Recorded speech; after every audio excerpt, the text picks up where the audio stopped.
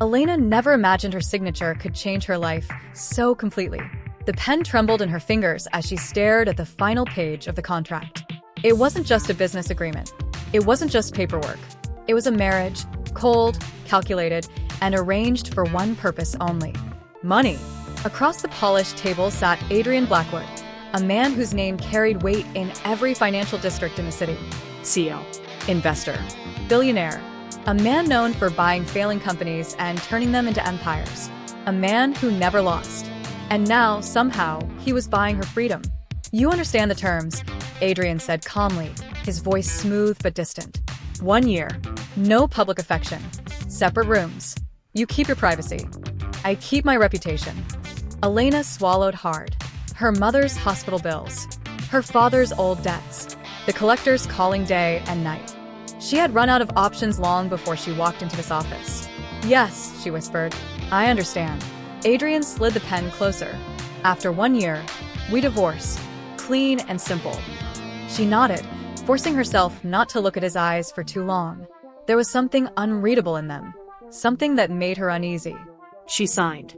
The wedding was quiet, almost unreal. No guests. No celebration. Just signatures. A ring that felt too expensive to wear, and cameras flashing for appearances. By nightfall, she was standing in a mansion that didn't feel like a home. "This is your room," the housekeeper said kindly. "Mr. Blackwood's is down the hall." Elena thanked her and closed the door behind her, exhaling for the first time that day. She sat on the edge of the bed, staring at her reflection in the mirror.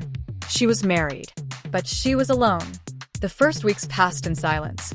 Adrian was rarely home. When he was, their interactions were polite and distant. Breakfast schedules were arranged through assistants. Conversations were limited to formal updates. Yet Elena began to notice things. Every night, without fail, she felt it. Footsteps. Soft. Slow. Pausing outside her door. At first, she thought she imagined it.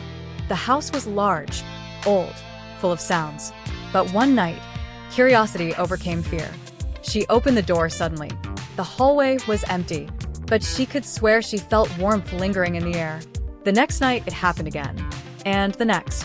Her heart raced every time. She locked her door, then unlocked it, unsure why she was doing either. Finally, one night, she whispered into the darkness, "Mr. Blackwood?" Silence. Days later, she found him in the library, standing by the window. The city lights reflected in the glass behind him. "Do you walk the halls at night?" she asked quietly. He turned slowly, surprised. "Why would you ask that?" "I hear footsteps. Outside my room." For a brief moment, just a moment, his expression changed. "I have insomnia," he said after a pause. "Old habit." She nodded, but the answer didn't settle her nerves.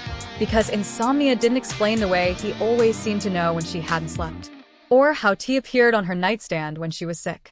Or how her favorite book titles quietly replaced the ones on the shelf. He was watching.